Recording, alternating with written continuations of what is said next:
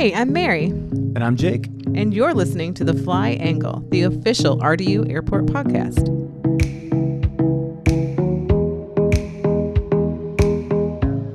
Hey, it's episode 8 of The Fly Angle. Mary, how you doing? I'm great. Jake, how are you? Good, good. What'd you think of that interview with Chuck McFall last episode? I was just in awe, and we received some really great feedback, both internally from some folks here at the airport, and then, of course, the feedback that we received from you all has been just incredible as well. Yeah, he's such an insightful guy. There's so much to unpack when it comes to airport technology and specifically IT. You think about like fascinating IT departments.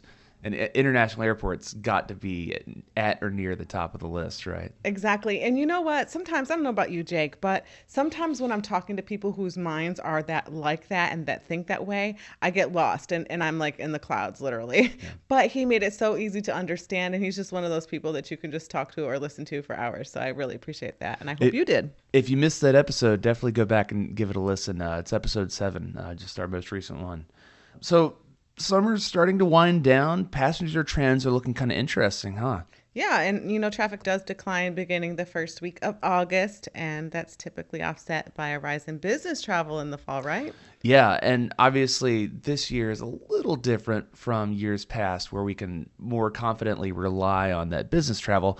Not so this year because of the pandemic and the recovery effort. So we're going to learn a lot in the next 4 to 6 weeks about what our growth trend looks like and what other airport growth trends look like based on the end of that summer travel and whether business comes back big time in the fall like it has in years past. Exactly. I remember a year ago we were thinking, you know, July was that point, that target that we thought that people would start to return to work. And to be honest with you, when I'm driving into work, I can feel that. So I think there are a lot of people returning back to the office. But again, that balance still and then getting them up in the air. If you come to the airport, you do see more people and it's a great feeling, I have to say. Fingers crossed. Let's talk a little bit about RDU's new air service. We just launched nonstop to San Francisco from United in July. That was exciting to get that on the books. Long awaited, right? Yeah, that West Coast connectivity is so important. The Bay Area and the Research Triangle really need that connection. And so it's really exciting to see that back up and running. We also should have some additions for the fall, right? Yeah, I think we mentioned in the last episode that Spirit has service to Miami starting in November. We also found out about American's new service to Tampa in November as well. That starts November 2nd. So between the two of those, that's an encouraging sign for what may be to come. We're hoping that maybe some more air service comes soon. Fingers crossed again. Yes, and going back to another episode when we talked to Kenneth Strickland, our air service director, and he talked about, you know, how the airline's schedule, again, so much is contingent upon that demand, and we see that leisure demand. So again, the connectivity to Florida makes sense, hopefully more to the West Coast and to destinations that you all are trying to get to. Yeah, and I think that's the $1 million question, or in our case, the $300 million question. What will the fall schedule look like? And I think every airport is asking that question. I think every airline is asking that question because there's a lot of unknown out there. Mm-hmm. And what we do know are those factors that drive the return of certain routes. For example, our transatlantic routes that, you know, we hear that question every day. When is Paris coming back? When is London coming back? Well, those are two very different questions when you get down to it because of things like border restrictions, the mix of business travel, just the general demand for those flights. It's going to be really interesting to see. And I think we're right on the precipice of learning a lot about where our growth is going, like I said, with passenger trends, but also with the fall schedule too. Right. I'm excited and looking forward to it. You know, Jake and I here at the Fly Angle accept something that we call airmail. And so we always are wanting to hear from you and get your feedback about what you want us to cover or answer some questions. And we've got a really cool question this time. Jake, talk about it. Our friend Les B wrote to ask if we might run a photo contest to share what the life of aviation looks like post-pandemic. It's funny you asked that, Les. Just a couple of months ago, the Triangle Takeoff Coalition, which is a new group of businesses in the region that are all committed to rebuilding passenger confidence in air travel, just announced their formation and the launch of a major new advertising campaign called Carry On. By now, you might have seen those spots on TV and in print, social media. We're all over the place now. Part of that is we have a selfie station in the airport in Terminal 2. asking people to submit their photos of what they are doing on their vacations. Where they're carrying on, right? Yeah. We love hearing from people anyway. So if you haven't posted a photo from a vacation recently, first off, book that vacation. Second, make sure you're following our socials at FlyRDU on Instagram and at RDU Airport everywhere else. You can actually also follow Triangle Takeoff. They're at Triangle Takeoff everywhere. Tag us, tag Triangle Takeoff. Make sure that we can see where you're going. We would love to share those photos. We think that at the end of the day, our guests are the ones who keep the lights on here and make this job so exciting. Right. We're just as passionate about getting on a plane and going somewhere as you guys are. So we love seeing your photos. Yeah, and I'd love to hear the angle that you have, Les, as you consider what the life of aviation looks like post-pandemic. I know for a lot of us here at the airport, we've watched that change occur over a period of time, but for a lot of people, they're returning back to the airport for the first time. So it does look and it does feel a little bit different. Although the lines are starting to build back up, people are wearing masks. There's still a mask mandate, but it is a different feel. So we'd love to capture that through photos. It's a pretty cool idea. Yeah, and we always do try to provide some behind the scenes shots. We have a lot of friends around the airport, whether they work for the authority or they work for one of our tenant partners, taking shots from the ramp, some behind the scenes photos, just like slices of life at the airport that the layperson might not be able to see. We love trying to share those things. We'll try to keep posting those for sure. Absolutely. In the meantime, you can always just email. If you have a great photo you'd like to maybe submit, email them to us at communications@rdu.com and just let us know how you'd like to be credited, because we'd love to share those great photos. Good stuff. Let's jump right into headlines, Jake. A business group that's focused on transportation issues is calling for new funding for RDU. The Regional Transportation Alliance, a great partner of ours, is an offshoot of the Greater Raleigh Chamber of Commerce, and they're focused on solving Research Triangle's transportation needs. And recently, RTA issued a report calling for steps to help meet capital spending needs for improvements and additions at RDU. You know, RTA has their number one focus in support of RDU Airport, and like I said, they're a great partner in this report. Very interesting. So let's unpack that report a little bit. Here's some of RTA's key findings. First off, RDU's passenger growth will not create sufficient funding for needed future infrastructure. These are things like capital projects, the runway, terminal expansions. Local funding contributions for the airport haven't changed since 1957. Third, RDU has identified a $500 million revenue shortfall by 2030, even if $500 million in additional debt was issued. They'd also found that by 2040, the airport anticipates an additional $1 billion capital funding gap for a total shortfall of $2 billion. That's a big number, Mary. Right. That report finally just recommends new funding streams at the federal, state, and local levels. So $2 billion is a lot of money. What I would offer, kind of just helping people wrap their minds around that amount of money, is that airports are expensive. We are very large campuses full of capital infrastructure, and you can't operate without things like a runway. You can't operate without a terminal. And those assets, even if they're already built, need to be maintained, need to be replaced eventually. A lot of these things have shelf lives. The runway is a great example. Mm-hmm. And, as you think about the growth, I think a lot of people don't, like you mentioned earlier, unpacking this report. And part of that is unpacking our funding structure and our funding systems. And as they mentioned, that passenger growth will not create sufficient funding for needed infrastructure projects. And so I love that this task force has focused on this and is really diving into the potential options and thinking outside of the box in terms of how can we identify funding streams? How can we make our community more aware of our needs at the airport? And it comes at the perfect time. I mean, not to sound overly urgent, but that runway 5 left, 23 right is absolutely at the end of its useful life. If you've ever flown out of RDU, chances are good that you have flown on that runway. It was built about 30 years ago, actually more than 30 years ago. Wow. And so it's at the end of its useful life. Mm-hmm. And what we mean by that is it needs repairs on an annual basis so it doesn't crumble. Right. It's not unsafe. It's absolutely safe to fly on.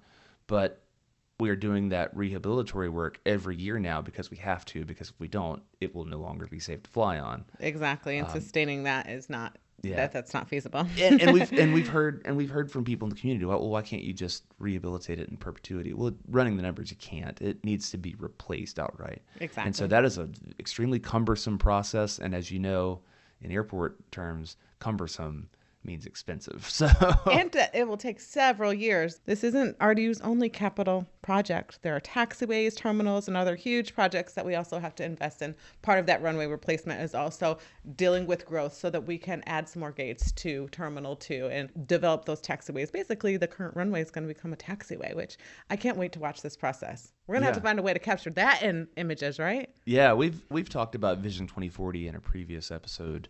Would absolutely recommend, if you haven't really dove into what that airport master plan looks like, check it out on our website. I think it's rdu.com/vision2040. Yes. But really, it helps you envision what the airport could look like, how it could function decades down the road. Every corner of this airport will look different. Yes, definitely check that out.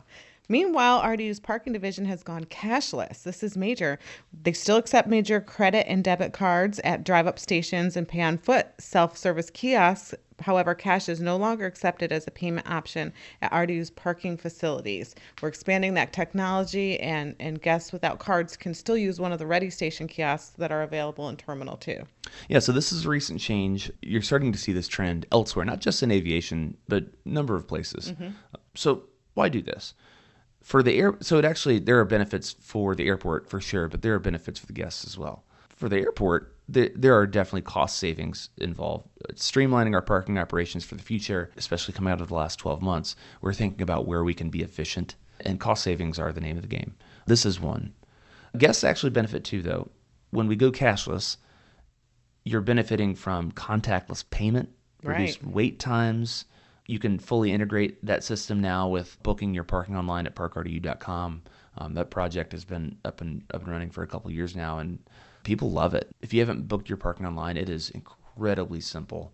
Paying on foot, it feels like a thing of the past once you do book it online for the first time. Exactly. Now with end-to-end contactless experience is just futuristic. It's wonderful. Right. It's pretty cool. And again, if you book online 24 hours in advance, you're guaranteed the lowest rate for parking. And a spot. So you don't have to worry. And you can come here, have a touchless experience, smooth experience all the way to your gate.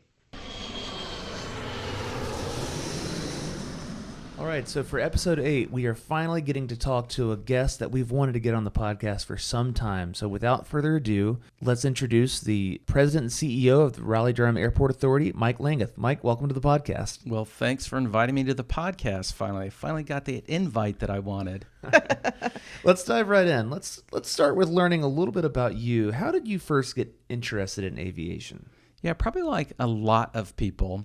You know, as a kid, you stand out in your backyard, you were always kind of amazed at seeing airplanes fly overhead. And I remember as a kid, one year my dad decided to take the whole family to Orlando, and we got to fly. That was the first time that I ever flew in my entire life. I was probably 6 or 7 years of age, so young kid and very impressionable. And you got on board that airplane, you took off, you're flying 500 miles an hour, and you saw all those little white puffy clouds all over the place. It was so exciting at that time. And from that point forward, I always had kind of a fascination with aviation, and I just loved it.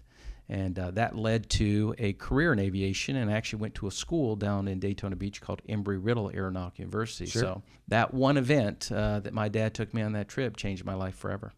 So at some point it became, I can make a career out of this. Like, where was that moment? Was it Embry Riddle? Was it somewhere I think after that was that? age 8 is when I made that career change really there. He's a young achiever. I don't know exactly when that transition occurred. Probably in high school, we had an aerospace kind of program that was available. We had a very old simulator that one of the professors actually got into the high school, and that kind of started me to think about, what are the careers in aviation? Airport management was not one of the first careers that I looked at in aviation. It was really flying an airplane, and it was really from that high school experience that I got, which really kind of drove that. And I think once I got to university and started taking classes and actually got to sit in an airplane, it was like, this is pretty cool. I could do this day in and day out. So that's where it kind of all got started. It's pretty cool. So from flying to formal education, Mike, what is it that you enjoy most about being an airport director? And to that end, what's the most rewarding part of the job as well as the most challenging? Fully loaded question. That is a fully loaded question. So one of the things that I like to do periodically is simply go over to our terminals, Terminal 2, Terminal 1, and I like to stand right as we see people kind of exit the facility. And you get to see people that are holding up signs to get to see their loved ones. So we get to participate with somebody being able to embrace and see a loved one. They see a grandparent. They see a loved one. They see some of their best friends. They get to experience this incredible event in their life, and we get to be part of it. And it's the things that we do day in and day out that make that possible. And I like being part of that we really get an opportunity to have a positive impact on people's lives. And I get to see it every day when people are coming through the exit lane to see their loved ones as they come through. So that's really what I enjoy about my job, is being able to help people and see that in their face when they're embracing their loved one. My favorite Easter eggs of Terminal 2. I don't know if you've ever noticed this. Right above the meeting place, if you look directly overhead, right, you'll see probably 5 or 6 balloons that have just floated up to the ceiling on any given day. Oh, now you're making... They're always directly above I got to go the make a meeting checklist place. now to get those down. That's not what we want it to look like. But no, I get it. Yeah, isn't that great that people are bringing balloons, celebrating? They're celebrating an event that we get to take part of as a result of the infrastructure we put into place. So again, we're changing lives in a very positive way for our local community. Mike, one of the things that I'm fascinated about as I observe you and interact with you is your awareness of all the operations that go on at the airport. And that's airport directing and management. What is the angle? How do you manage all of that? It's tremendous. Well, you know what? I don't really consider it a job. It's kind of I love this place. I love the people. I love engaging with them. I like understanding what they're doing. And, my entire kind of business plan for the airport and for our staff is all about team. And so in order to be a team, you got to engage with your team. I'll give you a good example. This past week, we got an opportunity, both Bill and I, our chief operating officer, got an opportunity to go over to the fire hall. Of course, the fire guys made us breakfast, so pancakes and sausage, something really kind of nice. Nice. But we had a great opportunity to have an exchange of information about some of the things that they saw that we could improve upon. And so that was kind of that team and that community spirit of kind of coming together to try to solve challenges that we see in the organization. But it's getting out and talking to people, seeing things. I learned so much as a result of what our employees do that helped shape my mind or the direction for the organization based upon their input. So it's critical that we get out and kind of have an exchange. But it does take a lot of time. I have long days. My day doesn't end when I leave here. Typically, I'm on the phone with board members till late at night. I'll tell you right now, my board chairman, typically Sunday at about 6 o'clock at night, I'm on the phone with him for about 2 hours. Typically, again, Tuesday night, I'm on the phone with him. And again, we're in contact with other board members as well. As my team keeps me informed, I try to keep them informed and let everybody recognize this is a team effort. It requires the board, requires the executive team, requires the staff, everybody coming together to make this system work, to create those moments that we see at the actual checkpoint of people being able to see their loved ones. So let's change gears a little bit and talk about everything that's been happening the past 16 months. Not much going on around Yeah, here. it's We're a little bit slow. Pretty quiet around the airport these days. Yeah. The past 16 months or so, give or take, have provided plenty of what we'd call lessons learned to the aviation industry as a whole, to RDU. What were some of those big takeaways for you from the pandemic as a director of RDU? I would go and I would point at staff and how incredible our staff was when they fought through this pandemic. Ladies and gentlemen, if you remember, we were down 96%. We only had 4% of our customers that came through. We started in February 28th of 2020 with a $300 million program, including expenses and capital program for the year. By the time that we reached around the 17th of March, we were in a free fall, losing tons of customers. By the time we reached April 1st, we had cut $150 million out of the program. That means from janitors to landscaping, all the contracted services we had out there, we had to cut. Those things still needed to get done.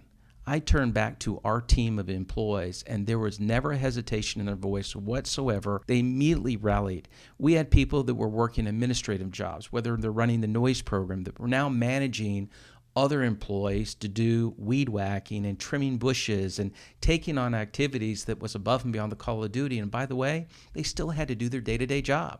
So they did that and took on all these additional activities. That is an incredible story that I think most people in our local community have no idea what we actually did behind the scenes to keep this thing afloat. Cleaning our own offices. We had no janitorial services. Guess what? I was your janitor.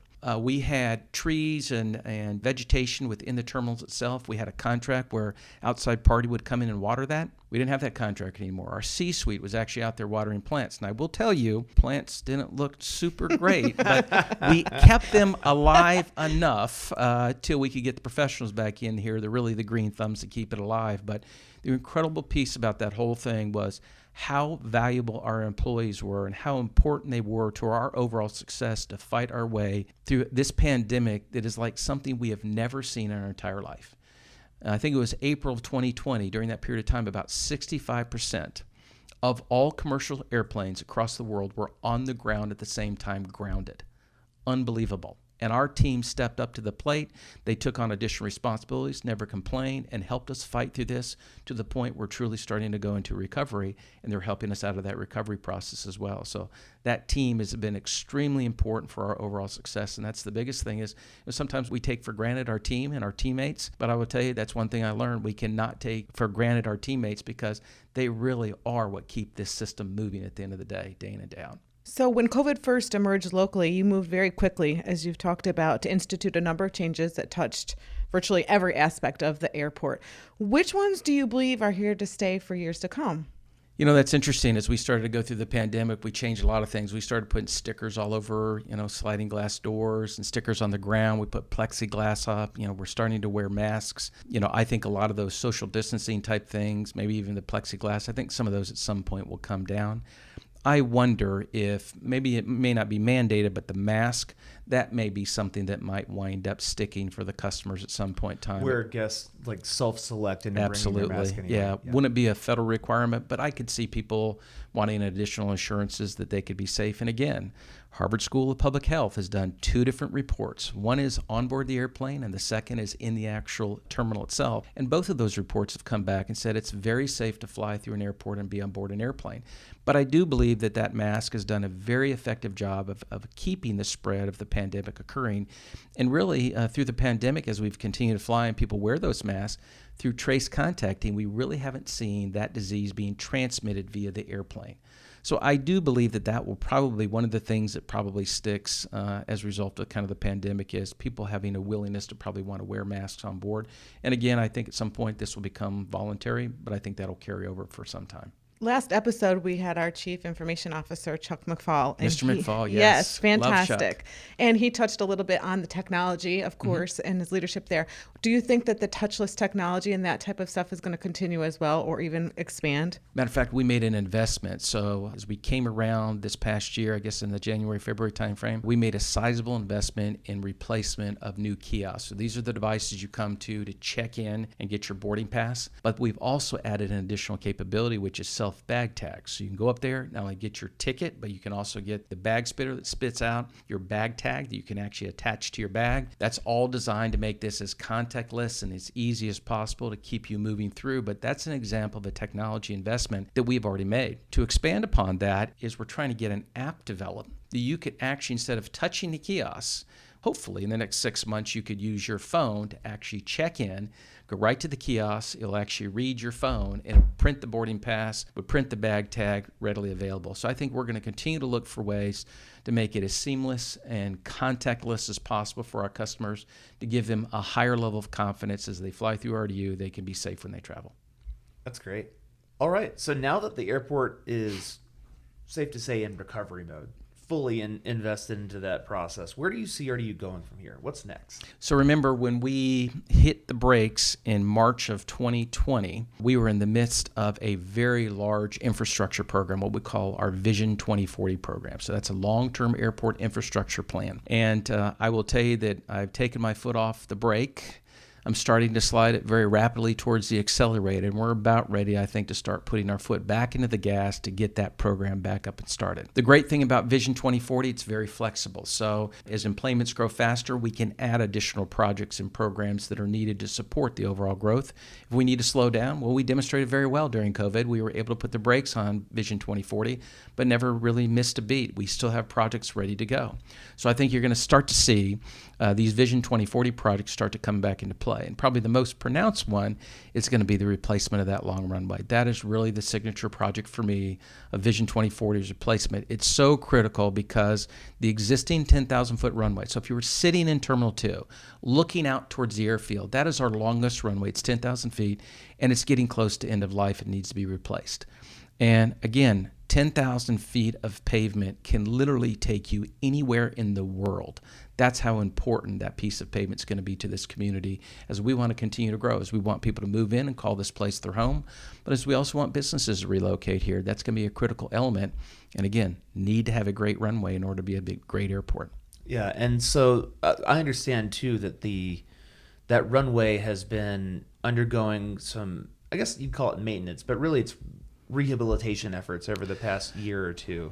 Yes, I will tell you that our engineering team, our planning team has been doing a phenomenal job of keeping that alive. To say it's a kind of a maintenance program is probably an underestimate. This is some pretty heavy-duty construction. Most people don't realize that that concrete runway is about 16 inches thick of concrete.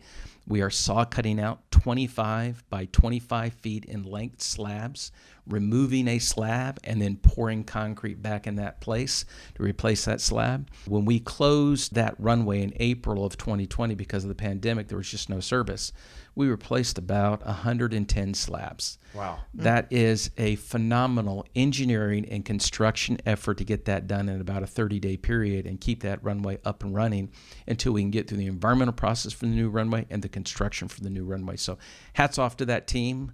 A lot of people come here, they drink their Starbucks, they get on board the airplane, it's seamless, and they take off in that runway. But there's a lot of hard work by men and women that call this place their home, RDU, as a team, to make something like that happen to ensure you can be safe when you travel out of here. So Vision 2040 is the airport's master plan. Mike, is there any other aspect of that plan that you're excited about? Gosh, there are so many different elements. There's opportunities for terminal expansion. I think we're close to having a conversation about that, but I think we're probably going to hold off until we're really at that 2019 level. That'll probably be kind of the triggering device for that. We're trying to figure out how we deal with our rental car facility. Rental car facility probably needs to be improved to provide a better experience.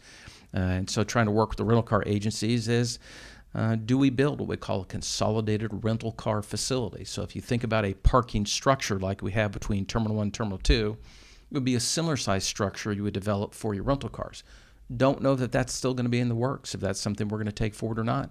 We're also going to be looking at ground transportation, trying to improve that overall experience. We talked about a ground transportation center. So you could see that potentially located in the actual parking garage where Uber, Lyft, taxi cabs, black cars, limousines, all types of ground transportation could go in that location. And I'm excited about that because, in 2019, as we started to see us grow, the congestion on that roadway and on those curbs, that became very challenging. And so we're trying to address that through this ground transportation center. So that's one of those projects that I like, that I think would really improve the overall experience for our customers. And of course, let's not forget our partners at Go Triangle and public transportation, and trying to make sure that they can get in here with some of the new routes they'll establish to get from point A to point B quickly, and be able to keep moving down and don't get caught up in all that congestion at the end of the day. Right. So I'm the air service geek of the pod, so I have to ask. We're recording this in July 2021. Right. Right now, RDU's 2 transatlantic flights, London and Paris, are still sitting on the ground.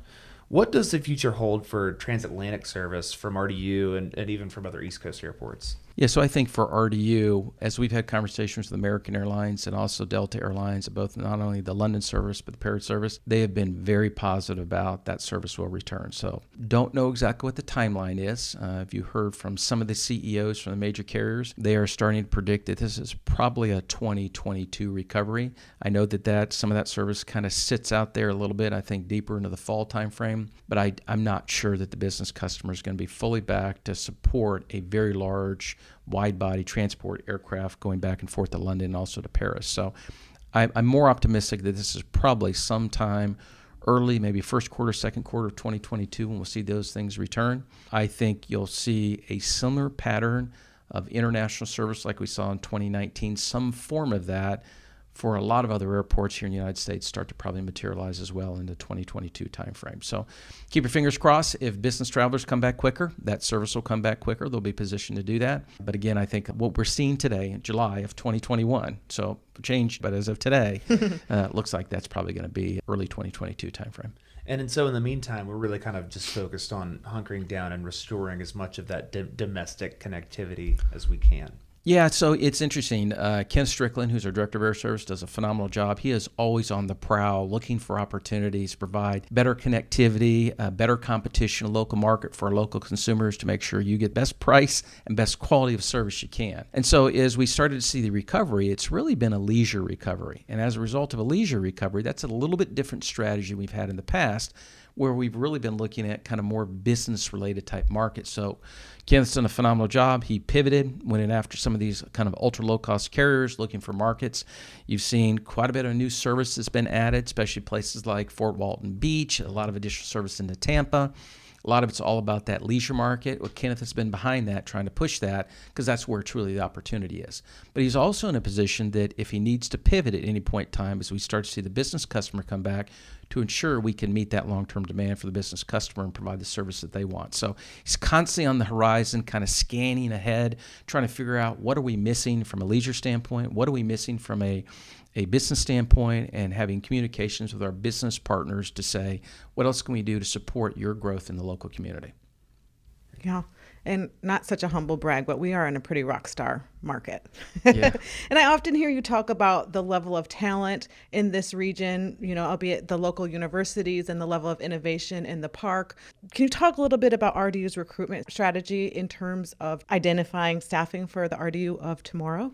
Yeah, that's been a little bit of a challenge. If you ask me what's the one thing that I probably didn't predict, and I think most people across the country didn't predict, is the challenges we're starting to see in terms of recruiting and finding that talent. That seems to be across the board. I don't care if it is an entry-level position or it's one of the top positions in our organization, or just about anywhere else. I mean, we're talking to concessionaires, we're talking to rental car companies, talking to the airlines. Everybody's got a similar challenge. For us, again, what we're trying to sell is we've got a great set of core values. We are a team. We respect each other. We strive for excellence. Those types of things are a good recruiting tool. And of course, we've got very, very good work that people can work on, something that's very meaningful. So when you come to work for RDU, you're going to work for an organization that generates about $15.1 billion a year economic impact in this region. That is a sizable economic impact to the region, and it's because of the work that the people do. So you have meaningful work. When you come to work, you're changing people's lives at the end of the day in terms of what you do. And I don't care if you're a firefighter or you're an accountant. All of those people have to work together to make this thing kind of work at the end of the day. It is a challenge. We're trying to figure out how we partner with different businesses that are in the recruiting business, trying to make sure we get our message out. But I think as we tell our story and share with them the types of jobs we've got available, we're a small city. We have police officers, firefighters, traffic control officers, plumbers, electricians, everything you would see in a city we've got right here. And the great thing is you get to work for an airport. Mm-hmm. And you get all the things in terms it's a very dynamic and exciting. We get to host the President of the United States that comes right into this facility. So it's a good quality of life, good people working together. And I think that's kind of our selling point for people wanting to come and work for RDU. Pretty cool. RDU's President and CEO, Mike Landguth. Mike, thanks again for joining us. Noah, thanks for having me, and congratulations. This is something that both of you came up with an idea of having this podcast, and there are a lot of people that are listening to this. I think it gives them this great perspective. They get behind the scenes to listen to the men and women that are actually making a difference that makes it seamless when they come through this facility to travel on an airplane and go to their great destination. So shout out to all of our team members and the two of you. Great podcast, great speakers have been on here. I'm glad that you're giving everybody an opportunity to see all the great things that everybody's doing right here at RDU to make this a great place to live and work, but also a great place to travel right out of. Thank you, sir. We appreciate that.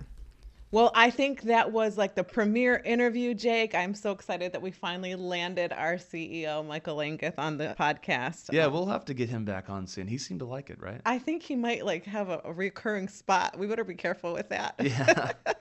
Well, if you're enjoying the podcast, leave us a review on Apple Podcasts, as well as share it with your friends. Tell somebody. Help people find us. Yes. So, and we also want to know what you want to hear. We've got a lot of episodes to come. Submit some questions to us. Send us your email to communications@rdu.com. Send us your ideas for episodes, interviews. We want to talk to people, whether it's people here at the airport, people in the community, just about not just airport life, but like what the airport means to the Research Triangle. Yeah. You name it, we're ready to do it. So. Absolutely. And you can always follow us on social media, on Instagram at FlyRDU, and then everywhere else at RDU Airport. We cannot wait to connect with you. All right. See you next episode. Take care.